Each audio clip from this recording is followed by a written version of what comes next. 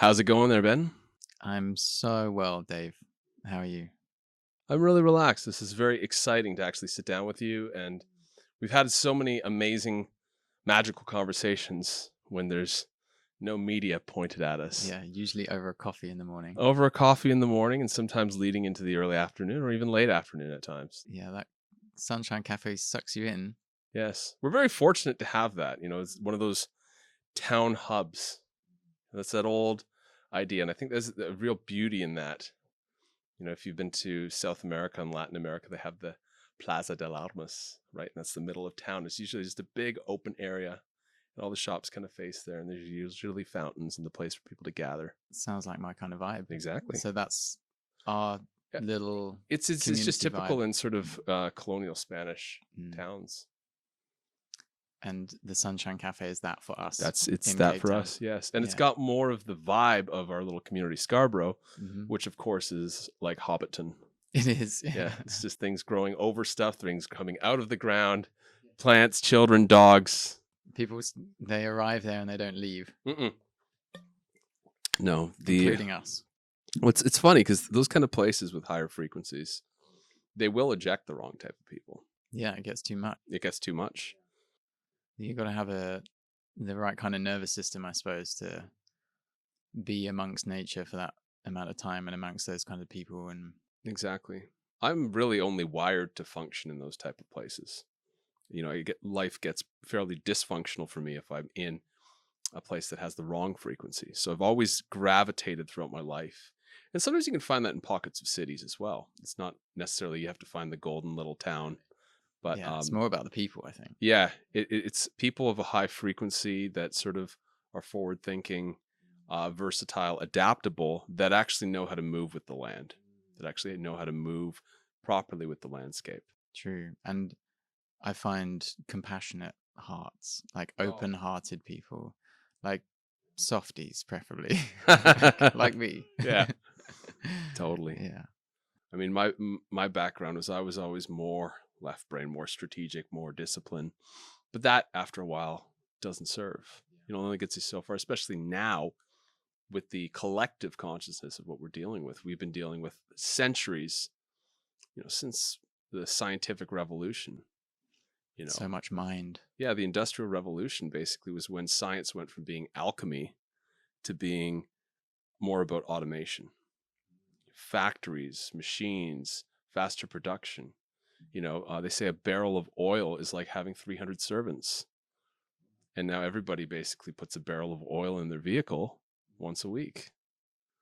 Right? So like we're using the Earth's resources as some consumable. Yeah, commodifying it exactly, in order to live the life we do. Well, that comfort.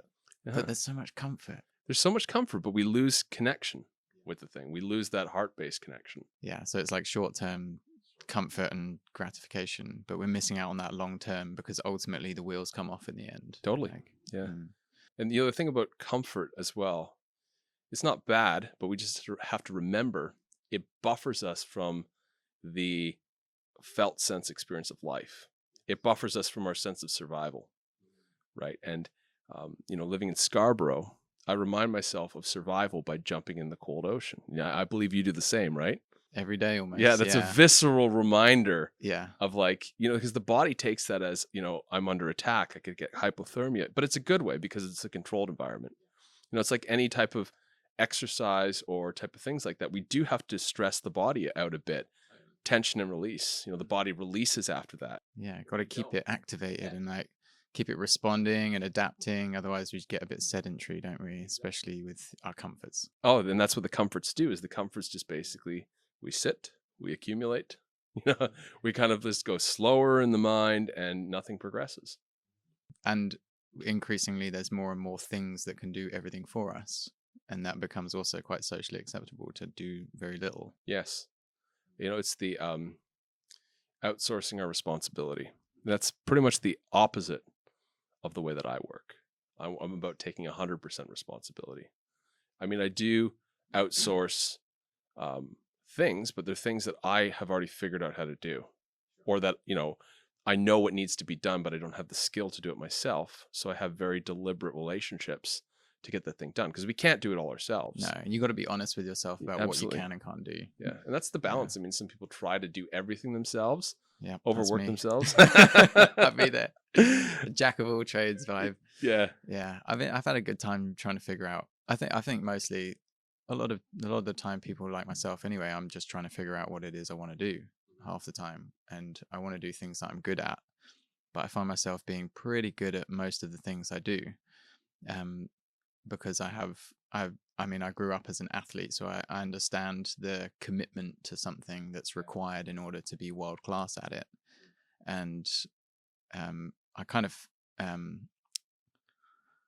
came a bit unstuck trying to apply the athlete ethos into creative spaces.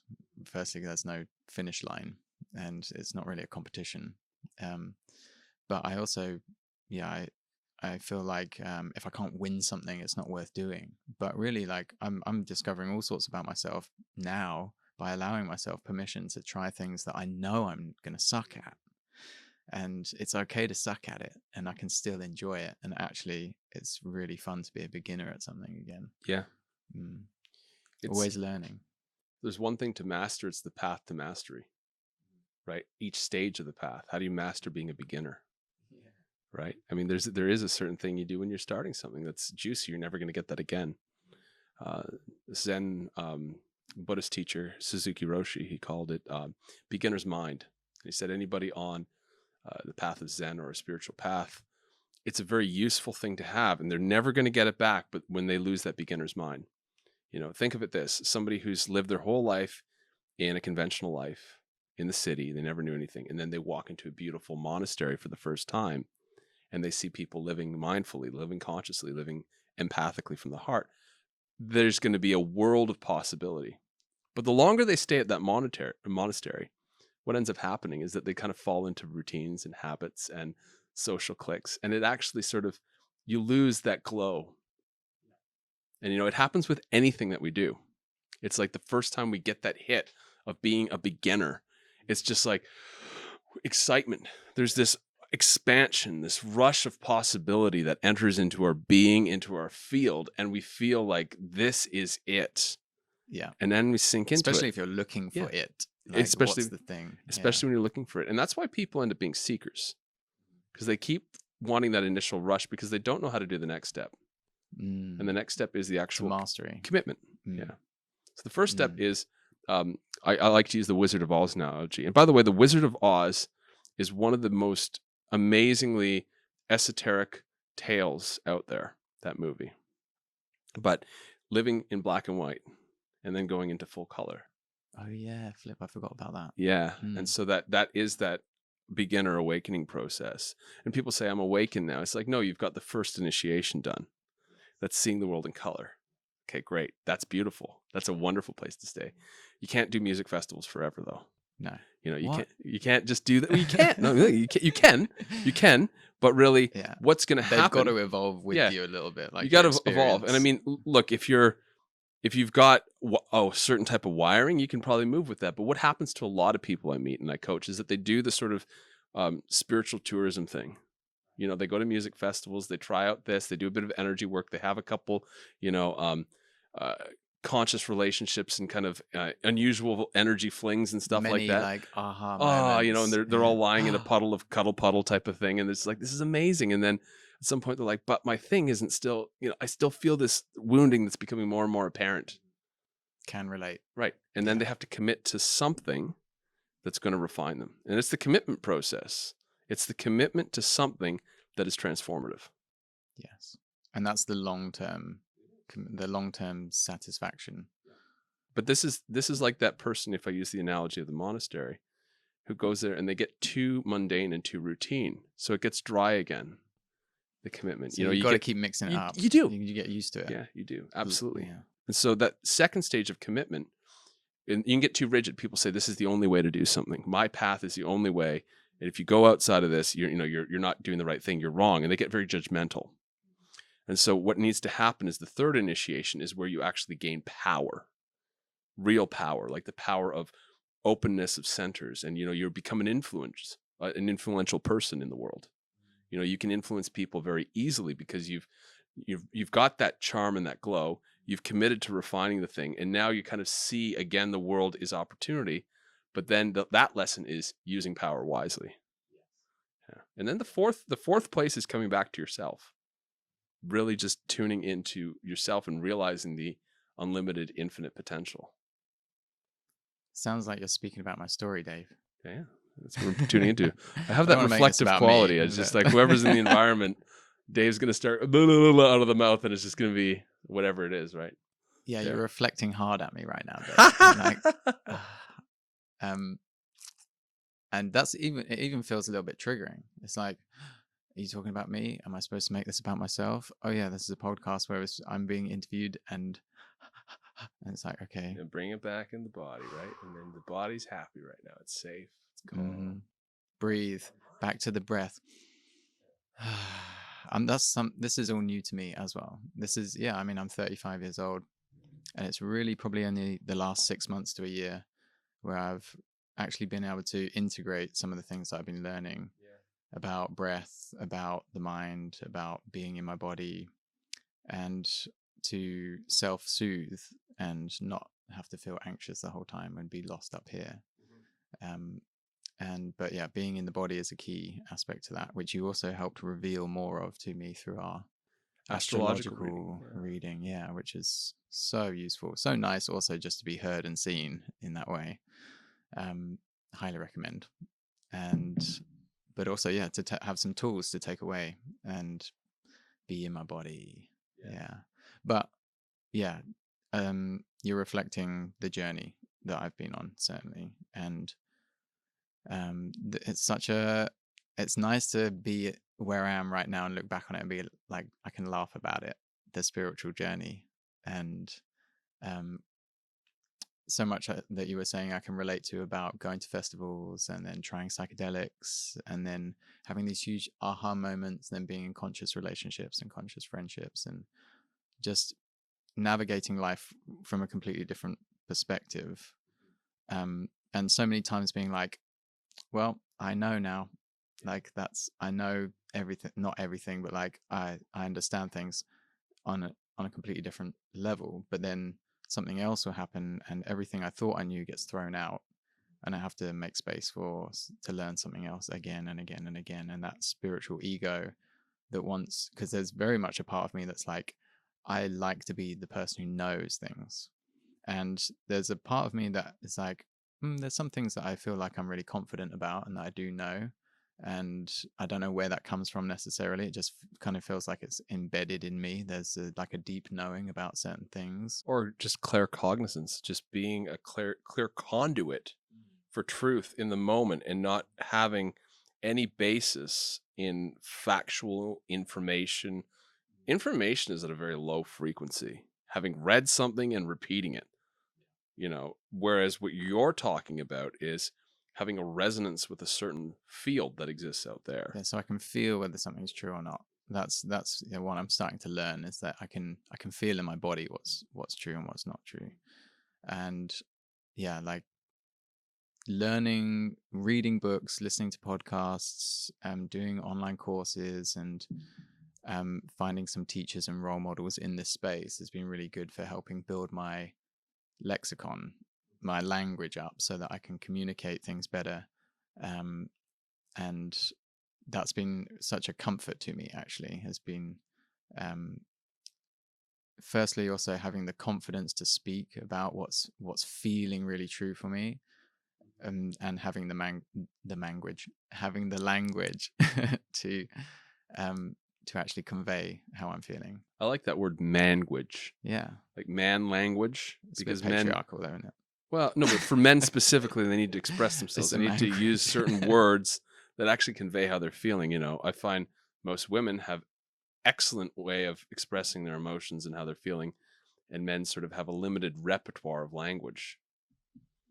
But as we find these words, it's the actual frequency and tone of the words and the enunciation of the words.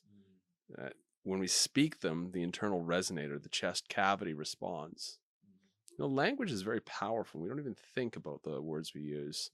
I recently did an interview with my good friend Martin. He's all about digital freedom and also personal sovereignty. And he says, we use these words like understand.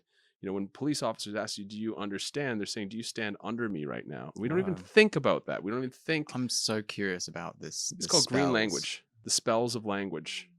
And that when you really break words down, you're the right side of the brain knows what's going on. The symbolic side of the brain knows it, but it sinks into the subconscious. And so it's operating on autopilot, controlling us. Money, one eye, mon eye. And We're only seeing with one eye. You were like, you said good morning, and I was like grand rising, like rise and shine. And that's one of the things that that came into my awareness is like, well, what are we mourning? Like we're mourning the death of something. It's like and so rather like I'm rising today, like I'm ascending today. And that another piece of language I've changed is I try not to use the word should or shouldn't. And one of my friends and teachers, Andrew, he's like, don't should on people. Like you should do this or you should do that. It's like, if I say, oh, I should have done this, referring to something that's happened, or something I haven't done or hasn't happened. Rather, I say, oh, I could have done that. And for me, it feels like I'm acknowledging that I made a choice subconsciously or consciously, rather than wanting to regret and change something that I can't change in the past. So, but I'm curious about spelling. That's pretty much all I know about changing language like that. You were saying money and there's a lot, military is another word. My light awry. When my light goes awry, when I listen to the orders of somebody to cause harm, so it's embedded throughout the entire system. Television, lie vision. It tells you lies to your vision. And what television does specifically, and I'm not opposed to media. I love film. I love podcasts like this. I love watching things. I think it's amazing when a great story can be told through multimedia. But television and sort of what usually comes through the airwaves on TV, it basically adds these layers of conditioning to the pineal gland, to our ability to actually think. The right hemisphere of the brain, because this is what people do. They go to work, they're operating on the left hemisphere of the brain. They're being told what to do and they execute orders on other people. Then they come home and they become receptive in front of the television. My parents were kind of like this, where they would basically sit there and they would basically just watch the TV. The TV would be on and they're just absorbing. And then you're like, what were you watching? I don't know. Yeah, they're just in absorption whole mode. soul just goes but what that does is on an axiomatic level. And do you know what an axiom is? This is beautiful. So an axiom is that which we take as the basis for all other beliefs and arguments. So you could say it's the foundation or worldview idea. So an axiom would be money is necessary for humans to function. Some people believe that fully, right?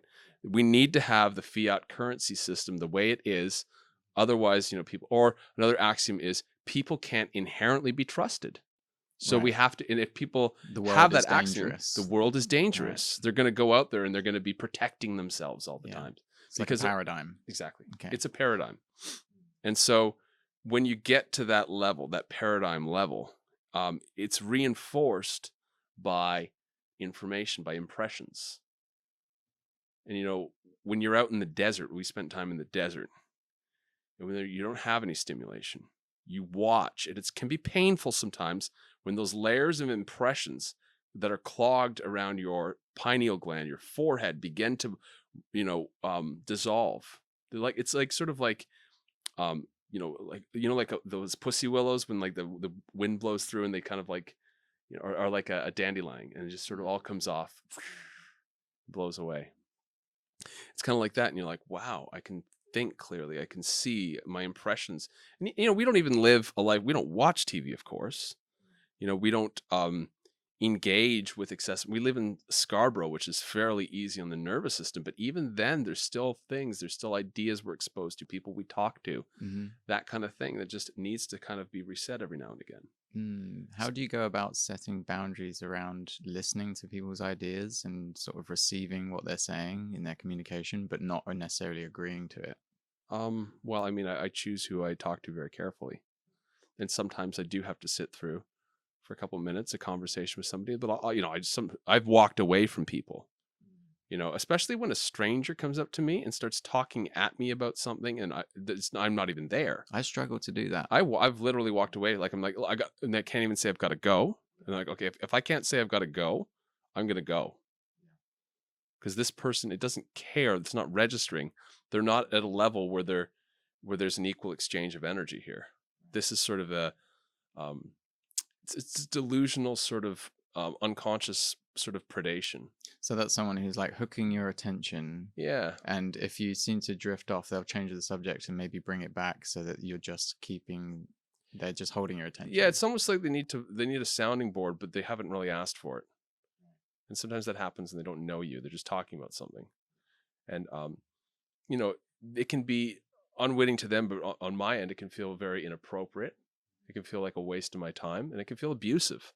Draining. Draining. Yeah. Like my energy, I respect it. And that's what one other thing about it is, when you take 100% responsibility for your life, you begin to not protect your energy, but you manage it in a certain way that it doesn't get tainted, contaminated, or wasted on stupid shit. And if people know how to contain their energy in life, they've got it. Life, when we wake up, what is that expression? I don't want to use the word morning. Every AM, rising. every rising, Yeah. When the sun rises on the Infinite eastern horizon, risings. yes. When we rise, we're given an incredible amount of energy, but it leaks out to things, different patterns, people. It kind of gets sucked away, and we just sort of end up in these things where we have more leaks. And so people just need to recognize the ways that they're leaking energy constantly, and then seal their container. And that's always a good start. Yeah, I found for me, it's just recognizing how valuable my energy is a good start. It's like, oh, well, firstly, like this existence is so sacred and profound that I'm even here, that I'm even having this experience, without having to necessarily dissect it and fully understand it in order to appreciate it, just to experience it. And I suppose that's coming into the body and out of the mind, being like, yes, you don't necessarily have to understand. I don't necessarily have to understand like why I'm here. I'm just here. And that's amazing. But it's also to be protected. And I suppose a lot of people who aren't quite at that level of consciousness yet aren't as aware of their actions or where their energy is going or where they're taking or what even an exchange of energy might consist of. And so, yeah, as I've appreciated myself as a being more and appreciated my energy more, definitely I find myself making wiser choices, I think, as to where I put my energy and who gets it. Absolutely. Yeah. I think a lot of classism arose as an inversion of the fact that people of a certain frequency interact, right? Because I don't really care anyone's socioeconomic background. I don't care about gender, race, religion, any of that stuff. I care about the person in front of me and whether there's a good nonverbal exchange happening. Feels right. Doesn't really matter who it is. And when that goes on, that's the primacy of anything. And then if we have something to talk about, we'll talk. But there's certain people that I'm around and I'm like, I shouldn't be around this person. This is not good for my health. This isn't a good fit. So what's the first clue that you get for that? Bodily sensation. Right. The body will know. I'll feel the big antenna sinking. I'll feel tired. Yeah, I've got my own indicators. Everyone has their own indicators. But, I'll feel a sinking, or I'll feel closed down, or I'll feel drained of energy. And it's just like, oh, that's not me. That's actually me sampling the environment and this other person. And not to judge the person, but for me. Because it could also be the conversation and like the frequency of the conversation, or all sorts of different levels of frequency, I suppose. And what do you do to say you're in that environment and you can't just walk away from it? how do you sort of, do you put up an energetic boundary, I or never do you just suffer for too long. disengage? Yeah. I'm quite skillful at that. Just internally, when you lean into the body, you reclaim yourself. When you kind of excarnate into the mind or excarnate out of the body, you're lost. You're done. But when you're in the body, that naturally takes care of itself. Your body will be like, oh, I got to go to the toilet now. I'm going to go to the toilet. I've got to go get a glass of water, and then it'll excuse you from the situation. The body's incredibly intelligent. I'll give you an example too, talking about this whole idea. So let's take somebody who's in a customer service position, somewhere where they don't like. They're dealing with people that are angry, let's say. So they constantly have to deal with people that are angry, and they're fairly, sensitive. So they're dealing with constantly angry people that they normally wouldn't deal with. But if they're living in their head, they could justify that by saying, I have to do this to earn a living. I have to do this job. It's the only job I can do because I don't believe in myself. I have to do this job to earn a living. The mind tells them this is all you can do, that because of the beliefs, because it's complicated. The mind is an Apple headphones tangled mess. When you reach into your, when you used to have those headphones with the cable, you put them in your pocket perfectly. You'd roll them up from the pocket. You take 2 steps, you pull it out, and it's a rat's nest. It's a rat's nest of subconscious beliefs. It's a rat's nest of minds, impressions, everything you're advertising, like everything on the news, that's all there. It's a mess. I mean, no wonder people don't believe in themselves. But when they learn to drop into the body and they say, well, the mind in an unmanaged state is somewhat insane. They drop into the body, and the body's like, I really can't do this anymore. That's what happened to me. I used to be an engineer. I had a really cool setup at the end. So it was 2 weeks on doing groundwater, finding groundwater in Arizona, but it was for a mining company. So it was, yeah. And then 2 weeks off, and I would go to Hawaii, and I go to like Colorado and stuff. So 2 weeks off for like living the dream. They would fly me anywhere, and this is amazing. And then I go back to work for 2 weeks. I'm like, my body can't do this anymore. So really, one day I woke up and I go, okay, I can't. I quit. I'm quitting my career of 12 years. Now I don't have any plan or anything, but I can't do this. Despite having half your time on holiday. Yeah, I needed all my time on holiday, 100% of my time, guys, and that's what my body was commanding. Now, what ended up happening? Did I end up on the street in a gutter starving somewhere? No. What ended up happening is life came to support that decision because I did it with 100% of myself. So I got a phone call from a friend, an old colleague, and he says, hey, Dave, I've got some more freelance work for you. Great. I was doing about 20, 25 hours a month of freelance engineering. Not a lot, but it paid the bills. So I was still, I was making actually a lot more doing the freelance stuff than I was. So I was able to kind of get by.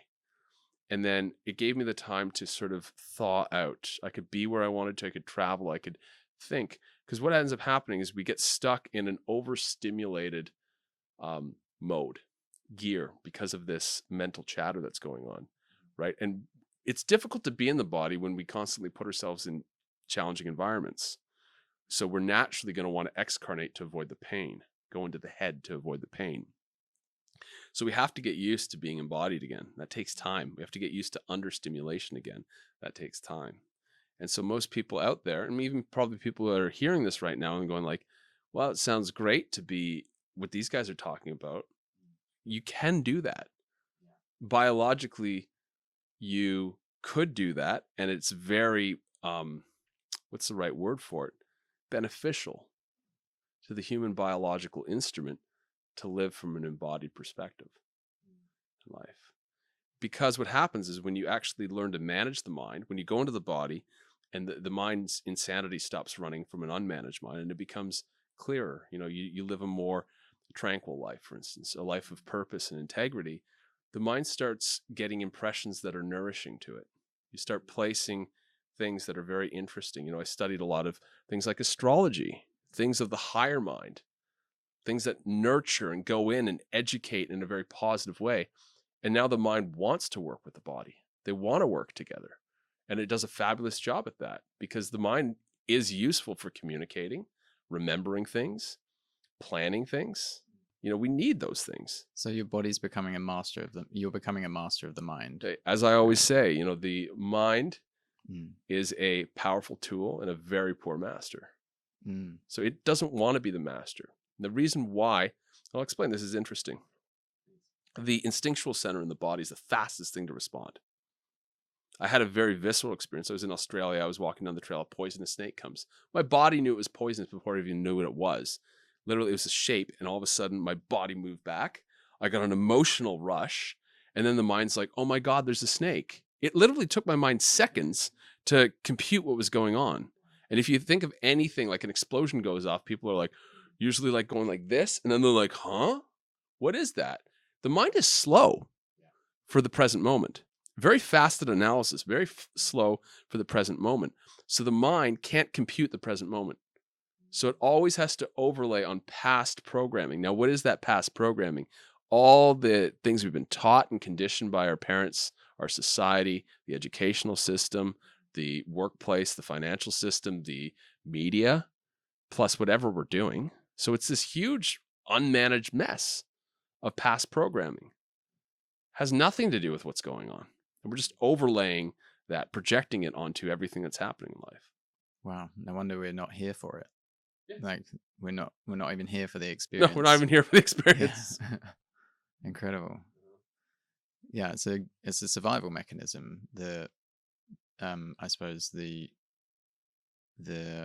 trying to deal with everything that we have to deal with in life, and but we don't have the tools necessarily. We're not taught the tools of how to manage the mind. That mindfulness practice, which is becoming so popular, and has been a game changer for me, is just actually contemplating and considering what the mind is and how it works and what's on my mind and whether or not it's serving me or not, and not necessarily forcing to change what's on the mind, but allowing it to be there, and then doing all of my practices to be embodied and be in my body and let the intelligence within my body lead the way. But this all sounds like, for most people, unless you're in the emergency situation where you're like, okay, I have to change something in my life because life's so uncomfortable living in my mind. I've got so much anxiety, and there's mental health, it's through the roof. And although it's becoming, thankfully, a lot less taboo to talk about mental health, which is a good start. Everybody opening up about it and actually having a discussion about it. It's important that we actually have the tools to rein it back in and understand ourselves internally, what's going on. Yeah. In mental health, everyone's a bit jangled. It was bad in 2019, 2018. Now everybody's really jangled. I mean, we're mentally fractured. Large, swaths of population are mentally fractured. And that's why we're seeing insane things being said by large groups of people right now. It's the polarization can increase sometimes.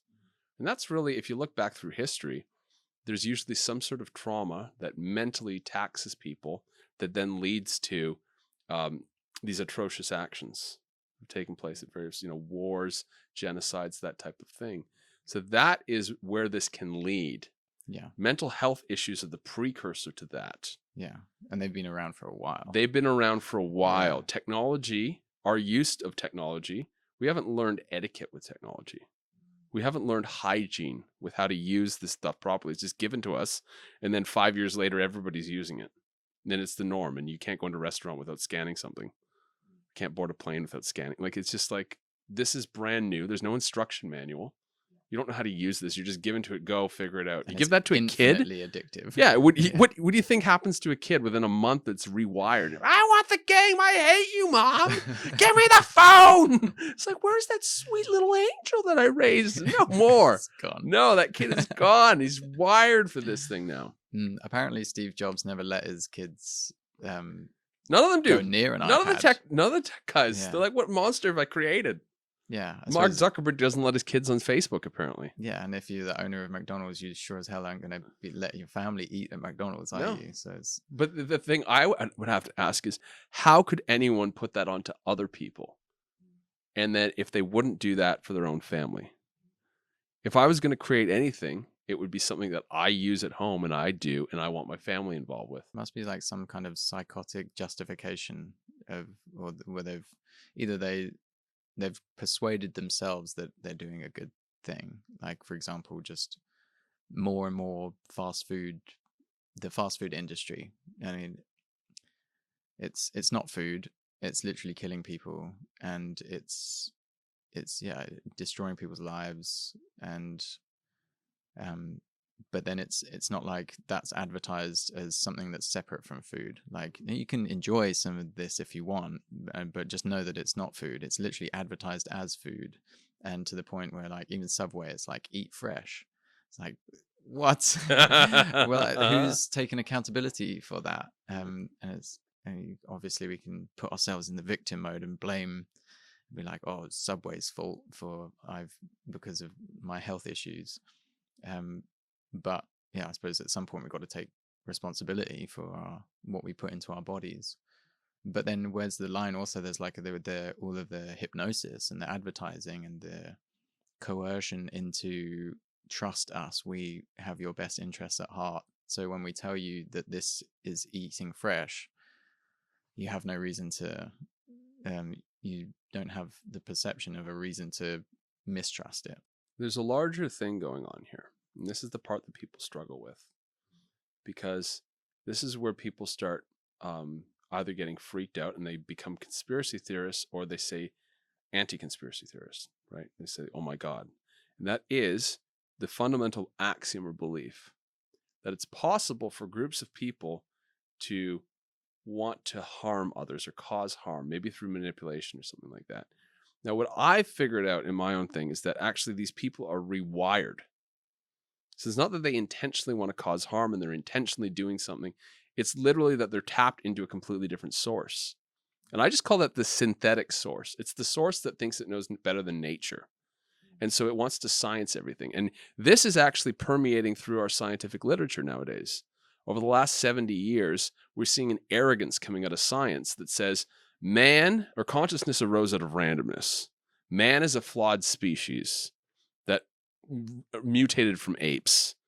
And because it's flawed, we now need to progress the evolution of man by merging it with technology and creating cybernetic life forms. So we, as the arbiters of truth, the science community, know that we can correct this wrong mistake of nature. And so that's the axiomatic belief of the ones that are actually propagating this. So it's like there's something that needs fixing. There's something that needs fixing. The most intelligent people will fix it. And that therefore it's utilitarianism. It justifies not telling people what we're doing because they would freak out. They would have different opinions based on religion. They run these military scenarios, where they're like, okay, we want to, let's say, jab everybody. We want to jab everybody. We know that if we just say we're going to jab you and not let you do anything right off the bat, that people are going to resist and we're going to get half the population angry. So we have to do this in a way that people don't know, and it's sort of being slid in so we don't get that response. They know that, and basically because the reason they want to do that is because they feel that humanity is a flawed species and they're just doing random shit. That's their worldview. Yeah. Whereas we're like lab rats. Yeah, we're like lab rats. Whereas you and I realize, actually, there's something called consciousness that's always there. And it's this loving force, and that we have had the chance to use free will and explore and play. But that when we connect back with that source of nature, the natural evolution, there is an evolution that's happening right now, but nature's got it handled. And we just need to ease into that. We just need to roll with that. We just need to move along with it. And so if you look around from that perspective, that those people that are doing what they do believe in what they're doing, absolutely 100%. And that when other people get, you could say, infected with that way of thinking, with that mind virus through technology, through TV, through, all the shit, the conditioning and stuff. And this isn't a new thing. This is an old thing. Yeah. I'll explain to you. You don't have to go very far back in history to see the advertising around cigarettes being like this. The doctors recommend this brand of cigarettes. And that's why I study evolutionary astrology, because it tells you through the ages everything you need to know about that age. That's what the Sphinx did, by the way. It figured out where in the precession of the equinox, where in the zodiac, the 26,000 year cycle we are, to define the collective consciousness of the planet. Right now, we're at the cusp of the Aquarian Age, and we are coming out of the Piscean Age. The age of Pisces. Pisces is a beautiful sign, but it's a dualistic sign. So it was cloistered knowledge. Knowledge was hidden by the priests, by the Vatican, by the religions. The priests and the anointed ones had the religion. There were true teachings were hidden, esoteric teachings were in the mystery schools, and the other people were just muddling about unconsciously at the effects of religion. So religion was actually the controlling mechanism of the previous era. Before that, in the age of Aries, it was physical domination. It was slaves. If you look back in history, there's these giant wars that were happening in the Classic age of Aries. Aries. Aries, it's like the war 300s. Like, we want to make slaves of your entire kingdom. Bum, bum, bum, bum, bum, bum, bum, bum, bum. Just take everyone. Armies of 100,000 people versus 100,000 people clashing. In the last 2,000 years, in the Piscean Age, there was war, but it wasn't as big as the Aries Age. It was these little skirmishes and battles. There was slavery, but that was a relic of a bygone era. The current age we're entering, though, we still have the Piscean tendencies of religion and with regards to spirituality playing out. But it's actually, we're moving into something new, and that's the Aquarian Age. In the Aquarian Age, the controlling force is technology. It's science and technology. So the exact same priests of the religious institutions are now the priests of scientism. And so it's just a changing of the guard, essentially. But at the same time, it's not saying all technology is bad. Technology is the theme. So just to ask on that, Aquarius is air sign, and that's the mind, isn't it? Intellect, absolutely. Okay, that makes sense. And Pisces is water. So Pisces is the spiritual world, the astral, the unseen. And so you're moving from an era that it was very spiritual. Everything, if you look back in medieval history, all people were talking about was the church and religion. That was the whole thing. And, kings trying to do their own thing and get gold. But religion was such an ingrained theme across the entire world. That's breaking down now because the collective consciousness is shifting. Carl Jung talks about the collective unconscious, right? And that is this force that underlies everyone, and that people just kind of get moved by it. And depending on where your individual consciousness is, you're at a different tier of the layer cake. Right. So you'd be more or less swayed depending on how, I suppose, sovereign you are in your own being. Well, I think of it as you can be at the edge of the wheel if you don't know what's going on, or you can be at the center of the wheel that never turns. That makes a lot of sense. Yeah. I like that. I wrote a song about that. It's called The Gambler's Song. Awesome. I'll show it to you sometime, but that's a line in the song. Can the you center of the serenade wheel, me with it? It never turns. I want to hear it live. Live, yeah. Okay. Right on air. Yeah, get all the guitars hooked up. We've got a studio upstairs, a recording studio. We could just go up there and just I just saw it. Jump around and we're in a little creative hotspot right here. Yeah, it's cool to see things happening like that in Cape Town. I feel like Cape Town's going to be and is becoming a hotspot in the world just for open-minded, free-thinking people. Good. I feel like people are gravitating here. Maybe it's the mountain, the abundance of nature.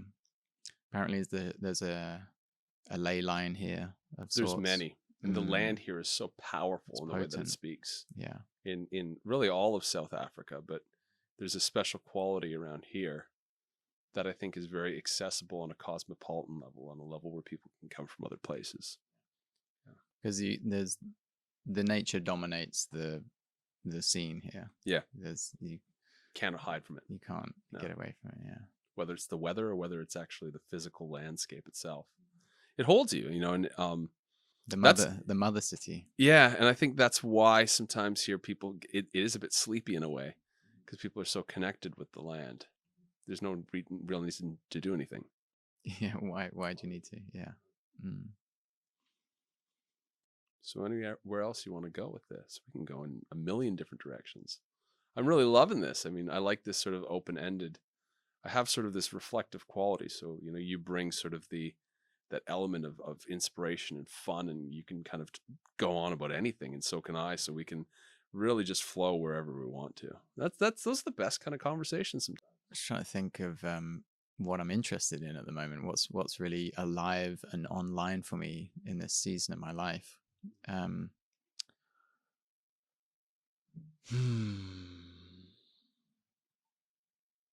It's also relatable potentially for people listening, and I find myself, I'm witnessing from my perspective so much chaos in the world at the moment, Yeah. and what seems like huge transformation that's happening.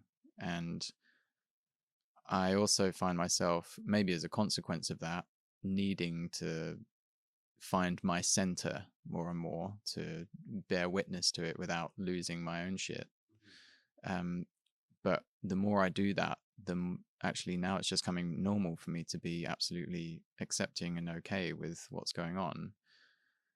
But there's like it's paradoxical. There's like a huge acceptance of all the things I can't control, but this desire to be part of the change that I want to see in the world. You are part of the change by doing exactly what you're doing.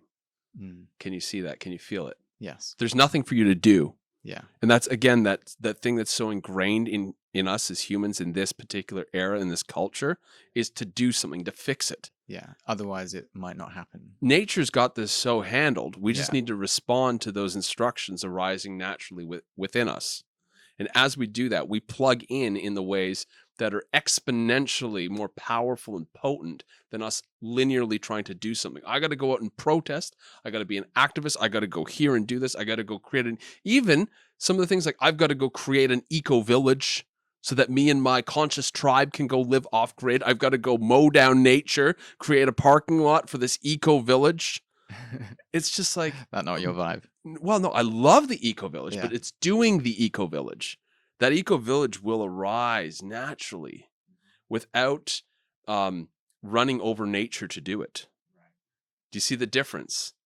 People will naturally gravitate to that. They'll naturally gravitate to places like Scarborough, where we live, and then they'll maybe say, hey, you know what? There's too many houses around here. What's this? Oh, yeah, this person's got a big plot of land. They want to, oh, cool. And they're open to this idea. And it's a very natural, organic thing, as opposed to let's go buy land. You know, I have friends in Bali, and I remember being in there. They were building the Golden City. They called it the Golden City. And basically, there were property developers. There were property developers they got an island in Indonesia, and they just started building this like conscious city of the future. But then, you know, I'm very interested to see how that turns out, because it's that old strategic planning, making things happen, cutting up land, selling land. I mean, that really that's not what nature wants. That doesn't exist. It's another construct. But for people, I mean, imagine. Oh, it sounds great on paper. Yeah, it sounds great, definitely. But I want to have a little go at that at some point. I'm sure there's so many lessons to be learned. And I too have heard of many communities popping up and then failing, usually because of politics. Usually because of politics. And it's like you got the eco-loos on lock, but there's still something that's not quite happening there. It's not quite aligning yet. I'm curious about what that is, and I have no experience in this whatsoever, but do you feel like it's, rather than going into nature, it's more like just allowing nature to grow back where we already are, you think? Definitely. So like cities, for example, I've seen these beautiful these artist renders of cities being converted into these green cities where they're just covered in plants, and I'm like, oh, beautiful. What a beautiful way. Instead of like knocking everything down, we can just allow nature to come back and work its way into our lives again. Exactly. Rather than going after it. Yeah. And you know, you and I might not gravitate towards a city like that, but it will be deeply nourishing and fulfilling for the people who transform the cityscape into sort of this eco-terrain cityscape, one that works with nature again. We might actually say, you know what? We're living here, but we've got this land that naturally just came into our sort of field. Let's do something with it. And then we do something that really serves the land. If you do anything that violates the land by saying we're going to come in and we're going to colonize and build these eco cities, what we're essentially doing is we're repeating the same pattern. We're thinking we know better. Right? Whereas when we're rooted in that natural frequency, it's basically we're listening at all times. And so when nature, which is simple and intelligent, says, okay, now it's time to build the eco village, we all look at each other, we nod, and we go and build the thing. There's no planning, there's no politics, there's no arguments. It just is. See, I know exactly what you're talking about. When people try to do something for a cause, we're going to make our, vegan nudist, colony, and this is how you're going to be. And then somebody says, okay, I want a burger and put on some clothes. And I'm like, cast Eric out. He cannot have a burger. He cannot wear clothes. For fuck's Get him the sake, fuck Eric, out of here. Not again. This is your third strike. You're out. Yeah. But it gets weird. They get weird because they can get closed-minded again. And it's the same thing as with any community. They need to there's like a swirling process that happens. The right people kind of come into the fold. They kind of listen to the vibe that's going on. And then the thing kind of swells up and it's beautiful. And then everyone else wants to replicate the thing. So they try to replicate it, but they get this sort of like closed off, hardened, two-dimensional copy of the thing. So they want to look. It's like whenever there's the actual scene of whatever it is evolves naturally. It's like that for like the first Burning Man, perfection, right? This is what I hear. And then, this is what you hear the original guys, it's just not the same anymore. I'm not going back anymore. It's just not the same vibe. You got the tech billionaires showing up there and they're rolling in with all their gear now. And, like that kind of thing. It's like, it was an organic kind of people in the desert artist playing. And then now it's become a thing where every Tom, Dick, and Harry and their dogs are. I feel that with the YouTube stuff. Like I bet. I'm like, how can well, firstly, my intention with my content now is to be like, okay, I make it as authentic as possible. And I think since we are all unique individuals, if we can find that authentic piece within us, then anything we create from that space is going to be unique. Rather than just a replication of something that's popular or something that's working for someone else. Because that's kind of how I've done things until I discovered that, I don't really have that much of a sense of who I am. And so my whole life I took sort of what my role models were doing and implemented other people's ways of doing things or expressing themselves and sort of made a patchwork quilt of my life based upon other people's successes. And I did really well out of it and had a great time doing it. But now I'm like, I want something more. I want something a bit more deep and meaningful and profound. And it's got to align with what feels right and feels true for me. So, I was one of the first vloggers on YouTube, and now that everybody's doing it, it's like, I kind of don't want to do it anymore just because everybody's doing it. I don't know what that is. But rather than dropping it completely, I'm like, okay, now I'm going to bring a whole new twist and flavor to it and use this. Just because it's all on the same platform doesn't mean there can't be like another reimagining of it or another evolution of it. And that's what's sparking my curiosity now more than anything. It's like, okay, well, what do I uniquely have to offer here? What's going to unfold from my authenticity? And who's going to like it? Who's not going to like it? I don't know. But that doesn't really matter that much to me anymore either. And that was the other reason in the first place that I was kind of taking bits and pieces from other people's success, is because I was like, okay, I need to be successful. And success to me at the time looked like numbers, more subscribers, more views, more income, more popularity equals success. But that wasn't sustainable at all. And those things, those metrics, those are just what the mind likes, mind candy, right? But then a part of you wasn't fulfilled by it, correct? So you're now reimagining this role with YouTube. And what I would say to somebody is, now let's strip away anything. Let's strip away the need for money. Let's strip away the need for followers and meaningful connection. Does it excite you to do this? Does it still excite you? And if that's a yes, if you're like, yeah, actually, I really like doing this, cool. Because we've taken out that stuff. I always say you take money out of the picture. That's why I work with helping people with cryptocurrency investments. Because if they can have that nest egg there, and then money is not an issue, what do they say next? They say, okay, do I want to do this? Do I have to slam it out and see 40 clients a week? Or can I do 5 and just sort of like lie back and enjoy what I'm doing? Do I have to slam out, videos in a certain way because I need a certain number of viewers? Or can I really just do what I want and do the kind of videos, like that kind of dialogue now has room, right? As you say, don't worry, I'm going to give you everything you need. Yeah. It's kind of like and being now in what this do you space. want to make? I don't have to worry about, this is the first time I'm doing a filmed podcast interview like this. Is it? Yeah. Most Hey, of the time. Mom.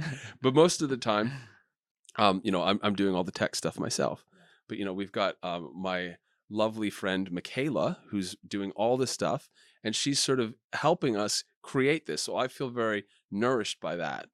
And so I feel very supported in not having to worry about any of the tech stuff. So I can just totally immerse in the dialogue and the essence and the flow of this conversation.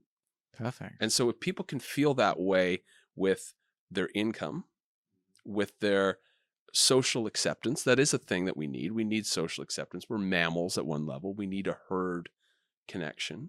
If we get all those things, we say that's taken care of. I love you. You've got enough money. You're cool.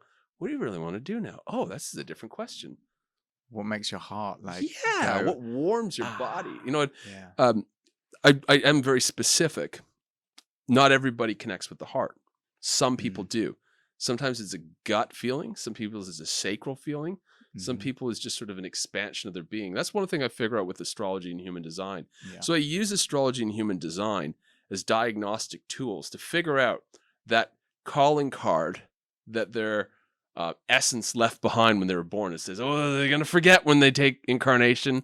The incarnation simulation is going to whirl them up and they're going to forget everything. I've got to That's leave half the something. fun of it. Yeah, I've got to print something on the stars for them to look back at when they're a young adult or late adult and say, okay, that's why I'm here again. And so when you look into this stuff, it's amazing because you do that slightly technically and then intuitively as well. You kind of have to throw out everything, but you really get into some deep conversations with people. Aha moments. You had an astrology reading with me. Yeah, I right? had a huge aha moment. Yeah. I had a big cry, a big release. Yeah. So how was that astrology reading for you? Oh, yeah, like it was definitely an intuitive, there was a portal opened up in that. And I think that's something that I felt and I feel like you have a natural tendency to open up portals with deep presence. And my newly found vulnerability and allowing myself to be seen, really, there was something, I can't remember exactly what you said, but it just struck a chord with me where it was like, someone like you're putting words to and witnessing something that I can just feel, and allowing that to exist with no judgment, and actually would just and really honor that. And it wasn't just a little, oh yeah, that's really true for me. It was like a moment, and my whole shoulders dropped and my chest opened up, and I was like, okay, I feel like I'm even more arrived deeply, like here now. So that was really beautiful, and it wasn't just a astrological reading. The other thing that you were saying, it's not just people's heart that comes online. For me, it's like you were explaining that it's like my solar plexus. And since then, I've been noticing that more, and also doing what you recommended, where I just go and like pull all my energy into my solar plexus, and then just like sit in that pool of it. And that, like, my whole body responds to that nicely, and I'm practicing doing that. And that comes online for me when I feel like I'm doing what I'm here to do. Totally. And I'm discovering that what I'm here to do is to use this. Yeah. And so the energy kind of moves up through my heart, almost gets like a, yep, that's correct, like check in a certain sense, and like expanded here, and then comes out through my voice. And that whole process to me is like incredibly satisfying, and just feels like, oh yeah, that's me right there. And so the astrology and the human design and the gene keys all together with your intuitive reading of the whole situation and your feeling of my energy and what was needed to be said or channeled, it was one of the most profound like healing experiences that I've had. And yeah, it's like wind in my sails. Like, well, thank you. So thank you. Yeah. You. And that's the thing is, I had no idea I did this, by the way, a few years ago. When you start to investigate, though, and you figure out your unique wiring and signature, and you start to explore that and experiment, you find there's something there. I didn't do this for an entire lifetime and arrive there. It found me, like many people's true vocation finds them if they listen.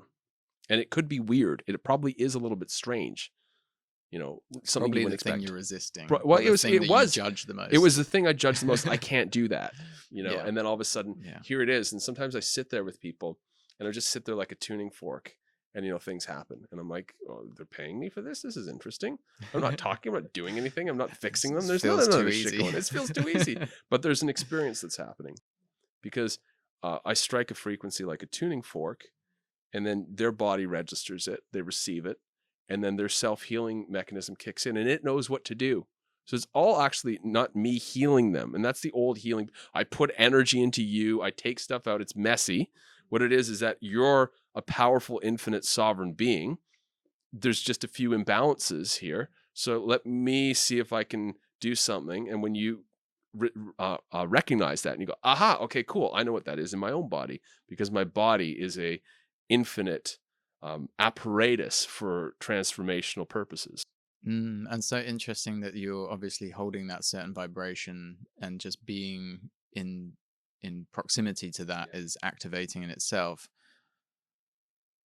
But you being clear enough in your mind to articulate it with words, and then coming back to the whole like power of words thing, Yeah. and how that just like compounds it or just tipped it over the edge or whatever. There's a placement you and I both share in astrology.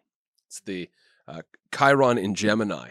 And I say the Chiron's the wounded healer, Gemini's communication. So I say it is a wounding of words. And when you learn your Chiron, wherever your Chiron is in your chart, when you learn that and you embody that woundedness and you work with it and you bring it into a masterpiece, into magnificence, it becomes the most powerful thing. Like I told this story to people. I'm like, I literally went to university for math and science and I almost didn't get in. They're like, your English grades suck so bad. You have to write an essay to prove you can speak English. And I go, okay, well, I'll prove I can speak English. So I was in this room with a bunch of people who didn't speak English, and I failed. They passed. And I'm like, I speak English. I spoke the English my whole life, but I can't get it out of my. And so I studied hard for that, and I finally passed. It was only that one area, but I went to university and I started reading spiritual books, philosophy books, Ken Wilber, like really Joseph Campbell, these really great minds. And I learned the words that really articulated how I felt and what I meant. And making an intentional effort to be precise with words it's goddamn blissful. I love it. For me personally, to be able to say the word that fully encapsulates, like everyone is, oh, perfect. You say, oh, that's perfect. But then, but do you really want perfect? Perfect is sort of bad. Well, that's impeccable. And like, oh, what's that word mean? It's like, it's the exact vibration needed.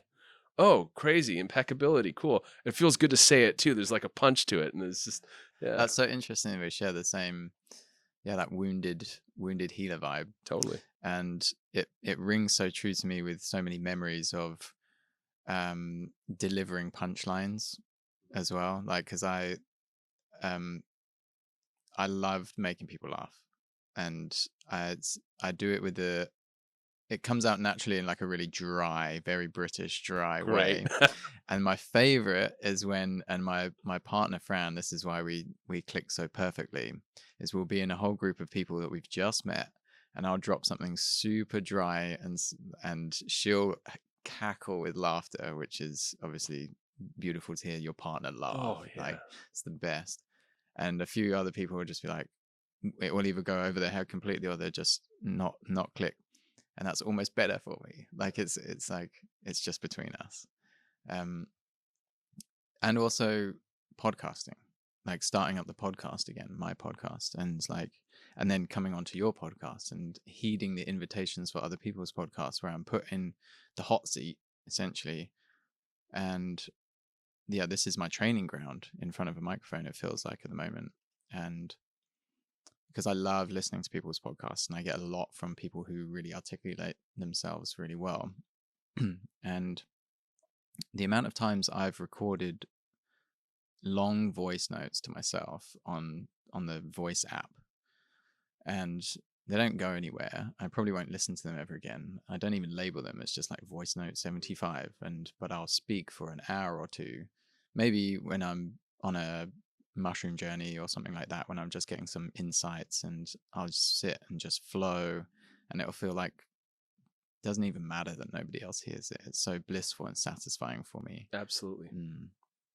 And to give myself permission and to create. I've luckily created this lifestyle for myself where I, like the other day, I had an otter interaction in Scarborough. I met a bunch of otters, and it was such a profound experience. And I got the otter downloads or the otter codes or whatever it was, and I was buzzing from it. And I just got home, I opened the laptop and hit record, and I was like, story time, blah, blah, blah, blah, blah. And it felt so good. And I've got so much great feedback from that podcast.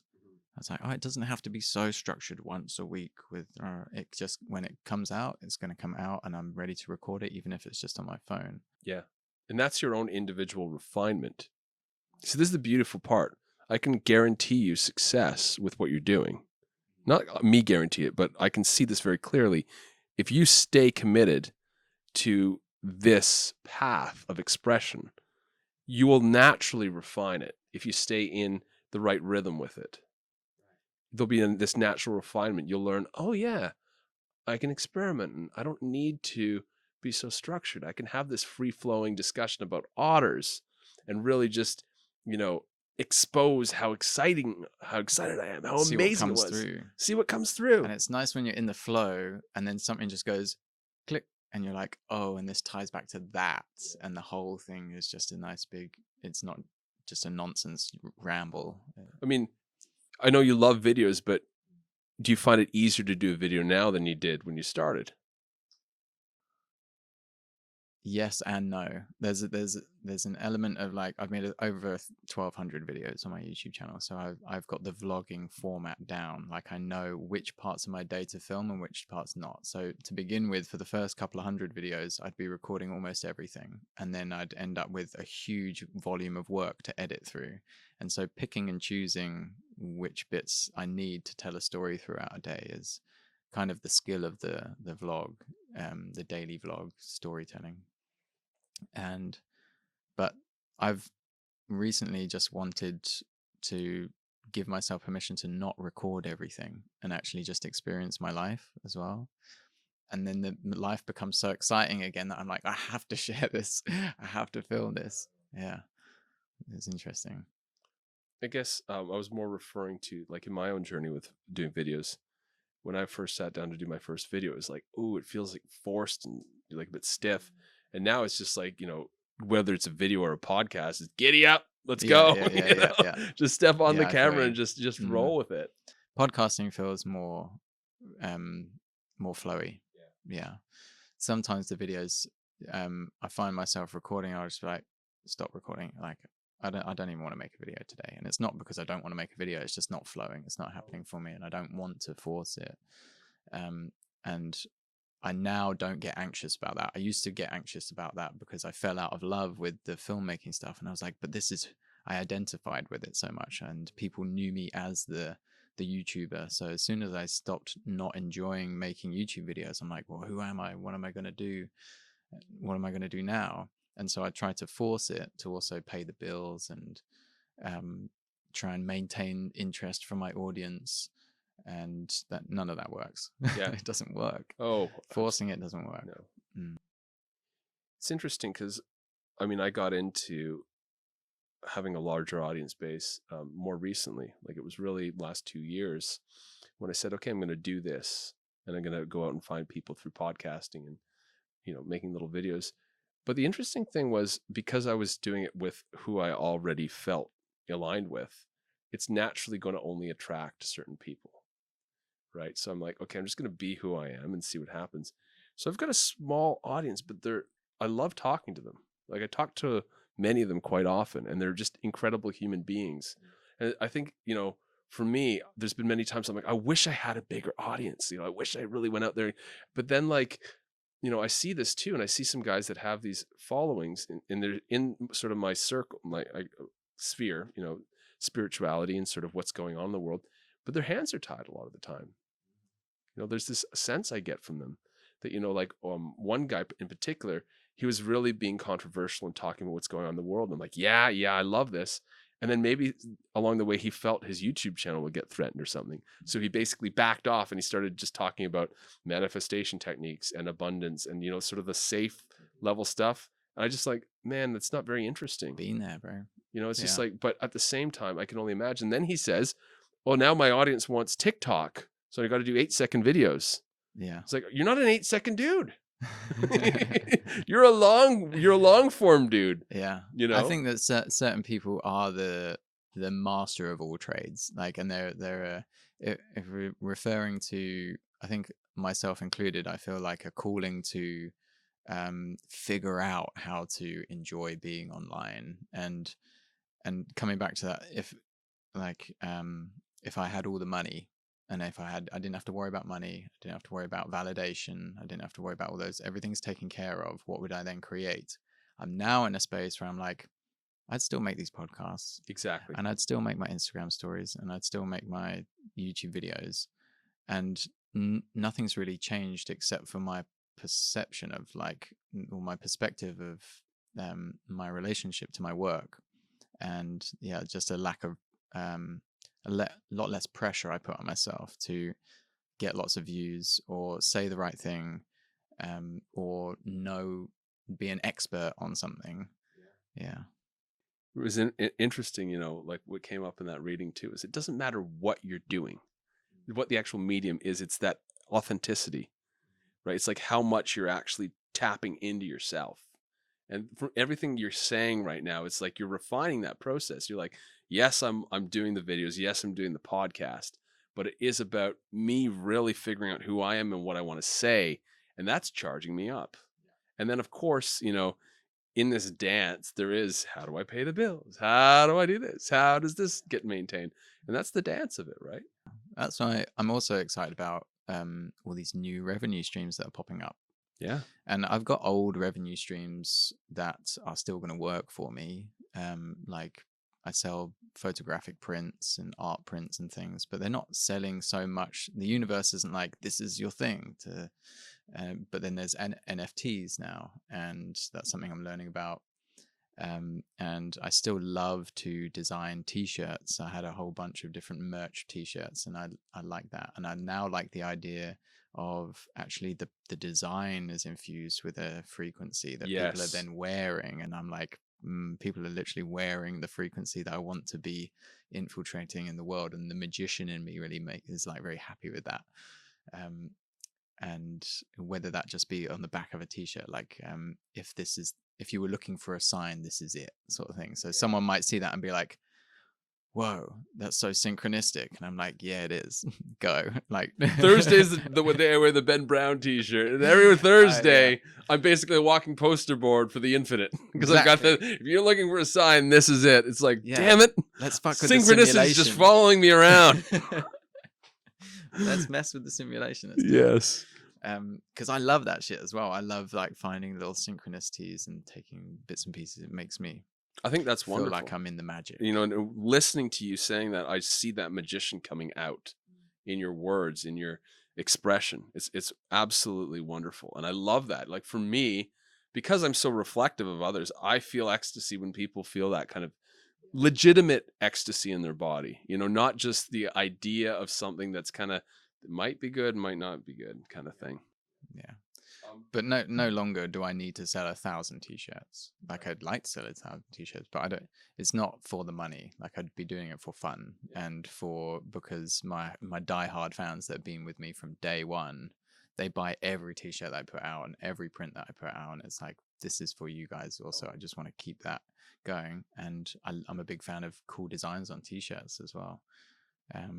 But I'm excited to learn more about the crypto space. Let's talk about money. Let's do it. Yeah, let's go there. So what is money? Money was originally, what is? It's an abstract concept that doesn't exist in nature. Humans made it up as a medium to trade things. Originally, it was tied to something called gold. Why was it gold? Why is gold this precious metal? Well, if you look back, there's something called monoatomic gold. If you look back in Egypt, it was this very special type of gold that the ancients before the flood knew how to use in a special way to make crazy things happen. So it was connected with consciousness, it was connected with power generation, but we're now left, and the gold actually runs through us. We have gold in us. We have a gold frequency that we resonate with, but we look at this metal now and we don't know what to do with it. So it's this downgraded version. So we're assuming this base metal is the same as that monoatomic gold that would basically fuel consciousness in the old ancient civilizations. And so that was assigned value. And they would build gold into things, obviously. It was a physical medium. About 100 years ago, though, the US dollar went off the gold standard, and so did the rest of the currencies of the world. So it was unpegged from gold completely. And in the 70s, they could just print more money every time debt was created. So now actually the creation of money is pinned to debt, something called fractional reserve banking. So this thing we're chasing, there's more and more of it. And when there's more supply than there is demand, it loses value. So think about how many people out there. Money is the number one religion in the world. 8 billion people are running around worshiping at its altar, trying to earn money every day to this thing that's losing value. Believing they're working. That it's real. Yeah. They're trying to get a 3% raise every year when this thing's devaluing itself so fast now. I mean, governments are just helicoptering out money. So if the governments can make up their own pretend currency money, so can people and programmers do that online, as long as the thing works and it works according to the supply and demand metrics of the market. So that's what cryptocurrency is. And it uses the thing called cryptographics, so that you can't just go and just say, okay, I'm going to increase the supply. No, it uses these complicated mathematical functions that require some serious computing power to make happen. So there is sort of an elegance to that. And the blockchain technology is reinforced by these tech guys that go and they refine it. You know, Bitcoin gets better and gets safer the more that the miners go in there and do their thing and they mine Bitcoin. Bitcoin is not one that I use anymore because Bitcoin was great in 2008. It's now gone up 65 million times. So it's probably not going to go up 65 million times again, but it already has. Made a lot of people very rich. But it's also been the thing that the old legacy dinosaur financial institution has sort of latched onto. And Ethereum is the next sort of thing that they're eyeing. And so that's usually when people hear about cryptocurrency, they're like, oh, Bitcoin, you know, your uncle hears about it at the dinner table. Oh, yeah, I'm going to get myself some Bitcoin. The postman's like, Bitcoin. You know, the woman with the 2 poodles is like, I'm going to buy some Bitcoin. You know, these people are buying Bitcoin. And again, it's sort of like, you know, it's like Burning Man. It's like the first people to get on it. Awesome. Now everybody and their dog is in on it. Mm-hmm. I mean, it's not the same vibe anymore. Yeah, the original Burning Man people have started a Burning Man 2.0. Yeah, the party's moved on somewhere else. Yeah. Right, so you find that next party. So then there's Ethereum. And Ethereum's cool because you can build on the Ethereum network. You can build your own networks. And the first Ethereum, it's actually going through some upgrades right now because it wasn't perfect. And Bitcoin wasn't perfect either. It's slow, it's clunky, it requires a lot of energy. So there's more efficient chains that are coming out built on the Ethereum network. And some of these are growing rapidly. So if you go and buy Bitcoin or buy Ethereum, you're buying into an old legacy thing, like a 1.0 version. And some of these chains like Solana, for instance, I'm very excited about one called Pulse Chain that's coming out. And I don't take money from any of these guys either. So I'm not just letting any listeners know that I'm not sponsored by them. So I just like these. The reason why that's important to say is because if I was taking money, I would let you know that and let you know that I enjoy. but again, that brings up something. I would do that totally if I appreciated and I was bought into that thing, and I think that's totally fine. Because in the crypto sphere, there is a heck of a lot of, you know, this is the new thing. Influencers are now promoting crypto. I mean, I'm even being approached. Exactly. Yeah. And so this is a new navigating tool, because I'm saying this because a lot of people go onto YouTube and they look at people and they like cryptocurrency and there's somebody talking about it. And sometimes if the thing they're talking about is a scam or is a coin that doesn't have good fundamentals, people get wrecked. So the reason I'm saying that is we got to be very careful talking about this and make sure that people know if I say anything that they like, that they go do their own research. But these chains... Not financial advice. Not financial advice. That is the disclaimer. Yeah. But these chains I like are Solana and Pulse Chain, for instance. They're built on the Ethereum network. They work much better than Ethereum. Lower gas fees. They work more elegantly. They're part of something called decentralized finance. You hold the keys. You can't get locked out. The only way to take it down is by closing down the internet. So what we're seeing in Europe right now is we're seeing an integration of people's medical records with their financial system. And this is happening in Canada too. It's going cashless. Wow. And you got to scan the QR code. And very soon, if your boosters aren't up to date and your blood work's not up to date and on file and your DNA is not being stored somewhere, your green pass goes to orange. And then you get locked out. Hectic. Yeah. Locked out from They've your already resources. this locked-out has already been kind of coming in. You can't move as much cash as you used to be able to move between banks. Really? It's They very just controlled. capped it. Yeah, it's very controlled, and it's this slow progression, but your money's not your money. And we had an episode a few weeks ago where Vanessa got locked out of her bank because I sent her too much into transfer. They just locked it. They locked it, called her and said, "You got to resolve this." She's a pregnant woman crying. And basically now she's like, what do I do? What do I do? Panicking. They're like, send us these documents, show us your lease, all this stuff. And it's abusive. And so I'm saying we don't have to do that anymore. We don't have to obey that. We can actually make our own money, mint our own money using these various crypto, programs that are going. And some of them are amazing. Some of them suck. A lot of them suck. A lot of them are scams, or they're just coins that go to $0. You lose everything. Or there's hype, like dog coin. I call it dog coin, not Doge coin. Doge sounds kind of like cool and techie. Dog coin. It's literally a JPEG that was made, viral meme popularity. And because of that meme, and Elon Musk sent one tweet out, everyone went and bought it. Well, the coin is based on Litecoin. It's a complete crap code. There's nothing good about that coin. However, everybody's pumped it up so much. And then another tweet gets sent and the whole thing collapses. So people have to understand that, these coins that do something in the world and have good fundamentals behind them, those are the coins that are going to go up very steadily. And there are gains to be made that are in the thousands, in the millions on some of these coins. So when people do their own research and they learn about cryptocurrency and they really get into this world, they can see, wow, I just made 2,000 times my investment in a couple months because I did the work. I evaded what 90% of people do, and I don't just FOMO in and bumble my way through and buy at the peak and sell at the bottom, and instead do something that required a little bit of foresight, a little bit of maturity, and a little bit of discipline. And now I'm profiting immensely from it. And not only that, but this money isn't taxed by anyone. It's mine. I can send it to somebody. Nobody else is watching me. You're not locked out of it. I'm not locked out of it unless the internet goes down. That's a pretty good deal because I could basically, and I have been doing this, paying for things. I don't have to pay for things in different countries now that have to deal with international money transfers and wait times and stuff. I can just say, all right, you want this coin? Here you go. You know what to do with it. You leave it, you hold it, it'll grow in value.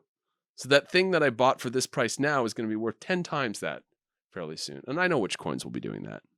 That's so exciting. Yeah. Yeah. We live in the best time ever. We do. Yeah. It's always that Charles Dickens thing, is the best of times and the worst of times. Yeah. It is the worst of times for certain people of a certain frequency that bought into a certain thing. If you bought into the notion of what they were selling in science and the cult of science, the mainstream media, the government, the mass entertainment industry, you're going into a pretty locked in, closed off, controlled world. Yeah. But if you're basically living a life that makes you happy, a life that makes you excited, a life that makes you brimming with life force energy, and you're having true connections that are authentic with other people because you like them and want to, you're living in the best of times. Take your pick. It's a fork in the road. December 21st, 2020, that solstice, Jupiter and Saturn conjunct on the solstice. That was the energetic day that basically we got to the fork in the road and you said, do you want to go to the right or do you want to go to the left? I felt that day big time. Good. Yeah. And people can still cross over. They can still say, oh shit, I'm on the left path. I want to be on the right path. Yeah. But it's harder. And at a certain point, you can't cross the gap anymore. That's so interesting. Like I've been jumping on Twitter to make it known my stance on some things. And I have to just tweet and then leave it alone because it becomes a bit of a shitstorm. Oh, I bet. But I'm like maybe it's the Aries in me that's like, I'm gonna fucking stir this pot a little bit. We Like, and need more Aries. exactly, and then I don't know what, but it's also like I want to draw a line in the sand. That tweet is like time stamped and dated. And that was how I feel about things. That's what I see about things, and maybe that's my ego wanting to be able to look back and be like, I was right. But someone, and this is something that I've had as a reflection a few times, people saying, you've gone off the rails, mate. And I love that metaphor, because I'm like, fucking right, I have, because I know where the fucking tracks are going. Like, I see the train is hurtling out of control, and you guys are all on it pretending everything's fine, or actually just panicking but not realizing, and then calling us crazy people because we're literally like jumping off the side of the train. And then not only have we jumped off the side of the train to discover paradise, we're then getting these like, we're riding unicorns alongside the train going, come, like, jump off the fucking train, because there's a ravine and the bridge isn't finished. Right. Like, and they're going, you're crazy person, like, you're dangerous. And I'm like, get off the fucking train. That is a beautiful metaphor. Actually, I really like that one, because if you don't do anything, you're going to stay on the train. Yeah. Right. And it goes faster and faster and faster. And you can see what's ahead. Yeah. And the more foresight you get, the quicker you're going to jump. But that is a jump. You're jumping off a train. You got to roll down the hill. It's going to be painful. It's going to be painful. Yeah. And you're going to lose things. You also you're not going to have your luggage. That some people have to admit that, like, all the people that you've been calling crazy, you're now going to have to join them. Yes. And be one of those crazy people. Absolutely. Jumps off the train, and then also be called crazy by all the other people that you love who don't want to jump off the train, and maybe it isn't even in their journey or in their path to make that leap. Yeah. Because for a lot of people, it's not like the whole of humanity is going to be involved in this transformation. There's, like you said, there's like a splitting of timelines happening. And this is where the eco villages will be possible. Once we actually go through this initiation collectively, and we actually face the realness of it. Yeah. There's going to be a lot less light workers up here. There's going to be a lot more grounded people that aren't just heart-based, but they're embodied, because they actually had to stand up and then stand for what they believed in, and actually tell somebody, no, you cannot do this to me. Yeah. I will not stand for this. Not just this sitting back, waiting at home for the whole thing to pass, waiting for the next round of light codes to come down. I literally saw that last year. You know, spiritual people, I was one of those. Light codes will be here next week. We'll be fine. It's like, well, actually, I could see it. I'm like, yeah, nice wishful thinking. It's not going to happen like that. You're going to have to get your hands a little bit dirty. Yeah. Yeah. It's an embodied experience. It's an embodied experience. You're going to have to move somewhere, maybe. You're going to have conversations that are painful.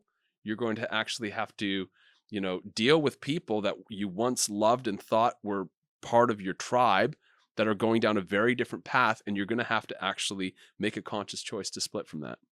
Wow. You want to be in a place of clarity for that whole experience, don't you?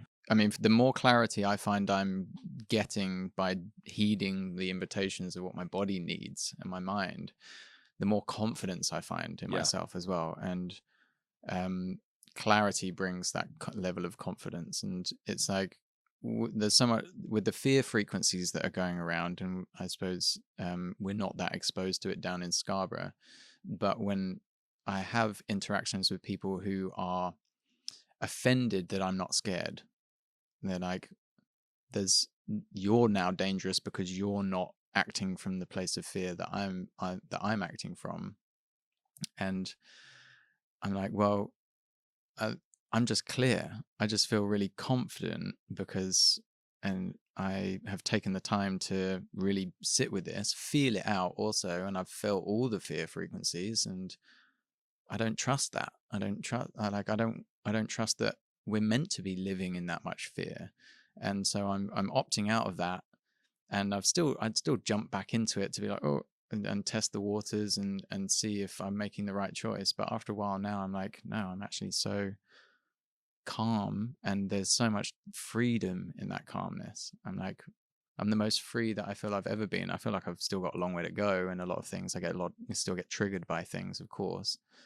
But people will take that level of calmness and that sense of freedom almost like offensively, and see me as the enemy because I'm not reacting to what's going on. Yeah. and I want to be calm. And it seems so clear to me also that, like, if we are in danger, don't we want to be calm so that we can see all of the choices? I always think of it like in the movie scenes, the Marvel movie scenes, where there's like the young dude that's kind of along with the old wise one, and chaos starts ensuing and things are blowing up and exploding, and everyone's like, what do we do, where do we go? And the old person's like, follow me, and they go out through a little gap that nobody else has seen because everybody else is panicking. Yeah. That level of calmness, you wouldn't be able to see all those choices if you weren't. In many ways, if you wanted people to take a choice that wasn't good for them, but it benefited you, you would want them to be panicked. This happens in marketing. Only 1 week left. The best example is this was I signed up for some spiritual YouTuber 5Ds, like, raise your vibration challenge just for fun, just to see what this is going to be like. Right. And he's like, I'm going to teach you all about the secrets of abundance, and it's going to be great. And you're going to live this abundant 5D life, but you only have 24 hours to get the deal. Like, dude, you're selling abundance using scarcity. What the hell is that? You're confused. It's the dangling carrot, though. The dangling carrot. Yeah. Yeah. But, yeah, that's funny. Yeah, it is. It really is, because I have a extreme aversion to using old world marketing techniques to sell, new earth, new stuff. age. Yeah, it's just like, that doesn't work. I mean, I get it if you're selling weapons or something and you're using the old marketing techniques. Yeah, stuff, fine. Okay, that belongs in that category anyway. I've contemplated for a while whether or not I'm meant to be one of those like light workers online where I'm like selling some kind of course. And the only course that feels kind of good to me that I am actually developing is one of like practical self-love, like practical stuff, where it's like things that we can actually do, what self-love even means, how to implement that, and help people just like myself who have been on this journey of like, okay, well, what is even self-love? And I want to express myself more authentically. I want to love other people more. I don't want to judge people as much, and to have some practical tools as to how to go about doing that, to get people on a jump start, and then they can kind of figure it out for themselves, I feel like is something that I'd be quite good at doing.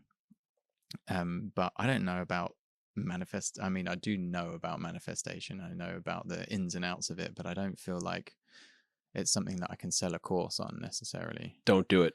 It's not going to be good for you. It doesn't feel right to me in my body. That's the main thing that I run into with people is when they get into business, they get confused because they look at the people in their genre that are successful. It's the same pattern that I've always been doing. I'm taking other people's success and trying to apply it to my own life. Exactly. Yeah. And so, the example is, I got to do a 21-day challenge. I got to run a 21-day challenge. Is like, somebody told me that. And I'm like, I don't want to run a 21-day challenge. That sounds like headaches. I don't want to be on there 21 days. Yeah. That doesn't work for me.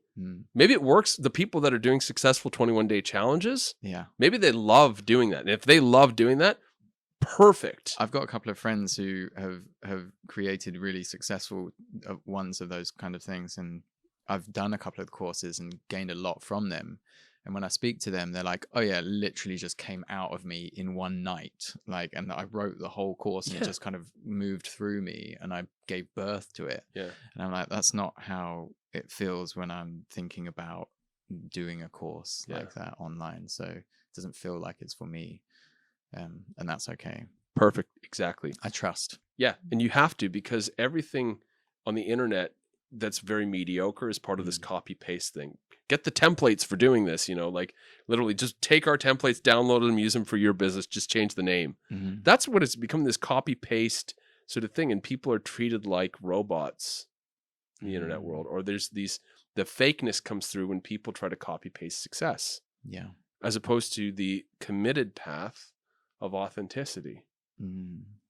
You're going to, the masses aren't going to be attracted to that, but you're going to get the super fans. The people are like, this person's speaking to me. They know me.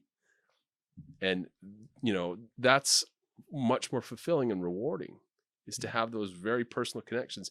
And even if they didn't like it, at least I liked what I did. Yeah. It was amazing to make this. I physically can't do anything I don't enjoy anymore. Yeah, I'm starting to learn that and give myself permission to do that. And because also that's a flip of a shift of paradigms for me. Yeah. It's like almost like not almost like I had to suffer in order to feel like I was achieving something. That was an old paradigm. So if something came easily to me into my field that I wanted or needed, money, for example, if it felt too easy on a subconscious level, I'd either push it away or take it and then make it really hard for myself, Mm-hmm. so that when I'd be like, yeah, now I deserve it, and then I'd accept it. Yeah. It's a really strange one. So I'm learning to receive without the terms and conditions of sacrificing my health and happiness and sanity.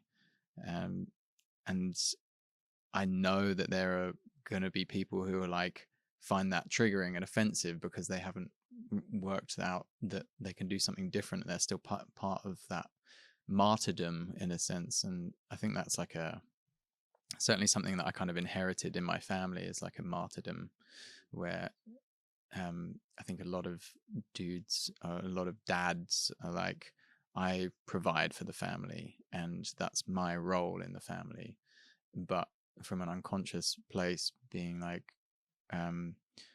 it means that I have to not be happy because that's how my dad did it and his dad did it, and they were super grateful to even survive the war. So just shut up and do the work and be grateful that you're even alive, sort of thing, and having food on the table. And that level of consciousness is it's limiting as to how much we can bring in, how much resources we can bring in, and how much we have to give in order to get those resources. So I'm fucking excited to be unpacking that and like dissolving it in a certain sense, and just I'm like, I wonder how much I can not do in order to get the resources in that I need, and then I can put all that hard work and enthusiasm and life force energy into something that really lights me up. And then actually, even that, it might look from the outside like hard work because I'm late nighting it and doing all the things but that's just pure enthusiasm and inspiration flowing through me, as opposed to like, oh, I fucking have to do this, and you're resentful about my work. Yeah. So yeah, plugging into the new paradigms of abundance is where I'm at right now. I'm amped for it. Absolutely. Yeah. We have to. Yeah. I think it would kill you if you tried to do what the dads of the past did. Yeah. My friend's dad. I don't want to just survive. No, my friend's thrive. dad worked for a car company in Canada. And he literally, because it was all unionized, he went in and he turned a screw. And he was paid a huge salary to turn the screw on these cars every day. And then he went in at lunch, and it was just, the tally. It was like the prison tally. How many days until retirement? The days, the hours, the minutes, the seconds, just the retirement. I can just barely get through this. Golden handcuffs, high wages, and just soul crushing job to provide for my family, because I can't do anything else, because I've got, a fancy car, I've got a nice home. I'm trapped by this now. And, the funny thing is, you mentioned that patterning coming from the war. And so many people in that wartime felt so trapped. And the guy that I learned, he's a Russian guy from the early 20th century. He lived through World War II and World War I. And he developed this embodiment technique, self-remembering. He's got a cool story. We don't have really time to go into it today. But during World War II, when everybody else was, experiencing this contraction, we just got to brace ourselves and get through. He was living in France in a castle, drinking wine, eating chocolate with his community, doing, self-development work. It is this complete shift of paradigm. So you see the masses are suffering, bracing, accepting these hard conditions. And then the ones that are genius and innovative and go with that natural current end up in an exponent. Like, he's literally lived in a utopia fairyland compared to what was going on just next door. And that's always available. Maybe our personal life doesn't take us down that course. Maybe we have to learn those lessons, but we can't think like everything is screwed everywhere. There's always multiple pathways. There's choices. Yes. Those choices are based on frequency. Anyway, this has been a lovely conversation, Yeah, man. thank you so Is much there for having anything me. else that you want to say with before we close? Just deep gratitude for having this conversation with me. And I feel the exact same. yeah, man, Yeah. I appreciate it. And I look forward to doing this again sometime. And I look forward to having you on my podcast too. Uh-huh. I would be an honored guest on your podcast, my friend. Yeah. And let's go for an early morning ocean swim sometime. Yes, an early rising Yes. ocean dip. Yeah, no more mourning. No. There's no more. No, like, there's nothing to mourn. no, death is just part of life anyway. Exactly. Exactly. Thank you so much.